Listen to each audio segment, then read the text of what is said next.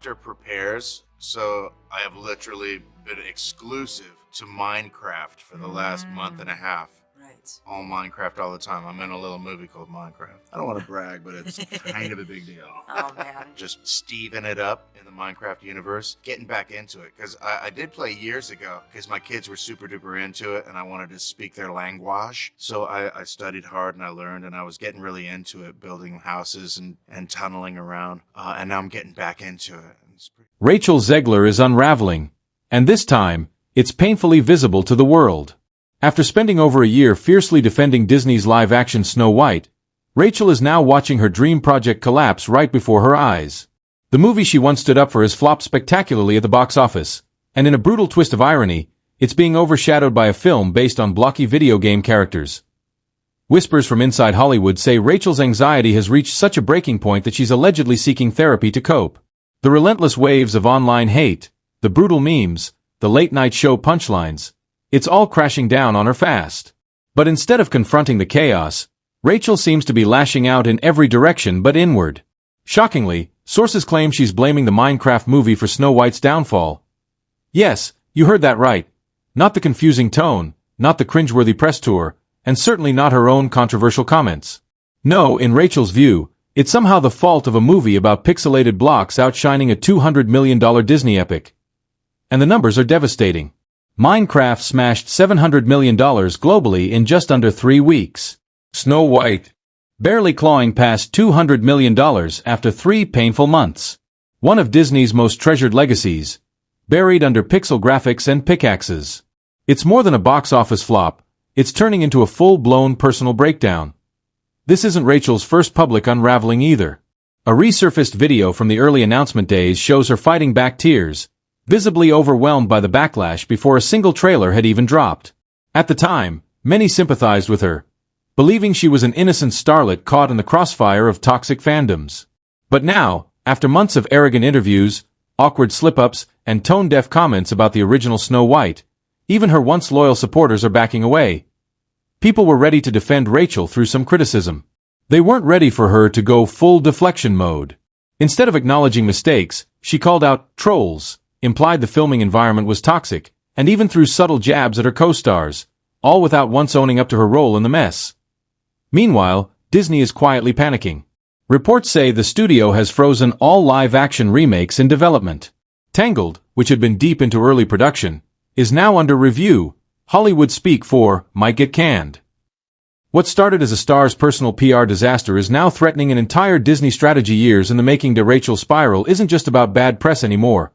It's about the collapse of trust between audiences and one of the most powerful studios on Earth. The people who grew up enchanted by Disney's magic aren't asking for much. They're asking for respect. And right now, Rachel Zegler stands as the face of what happens when that respect is lost. Not just to her career, but to the dreams of millions who once believed in fairy tales. You ever wonder what happens when you mix hot lava and chicken?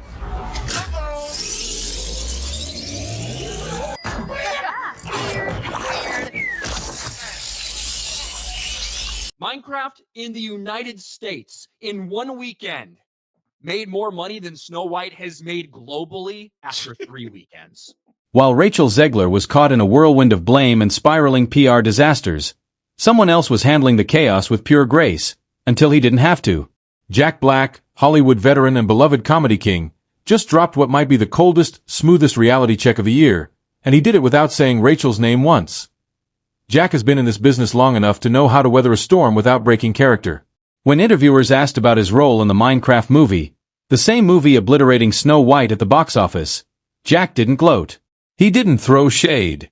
Instead, with a knowing smile during an IGN interview, he simply said he felt honored and grateful to be part of something fun. No lectures. No finger-pointing. Just pure joy for being part of a project audiences actually loved. Fans noticed immediately. When Rachel was asked about Snow White, she called the original princess a stalker, and mocked the innocence that defined generations of Disney magic. Meanwhile, Jack leaned into nostalgia. He celebrated the wonder. He made people feel good about loving something simple and joyful. Then came the viral moment, the one that set social media on fire. A Minecraft parody clip appeared, showing Jack Black roasting a chicken in lava, but someone had edited Rachel's face onto the chicken. It was brutal. It was savage. And it went viral because it hit a nerve without ever needing words.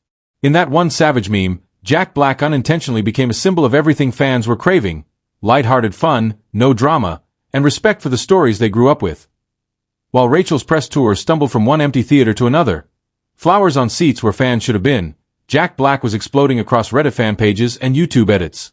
His carefree, grateful attitude matched exactly what audiences wanted: entertainment without lectures. Disney tried to reinvent Snow White by stripping it of its fairy tale magic and replacing it with political messaging. Meanwhile, Minecraft simply trusted its players, kids, parents, and fans, to find the fun themselves.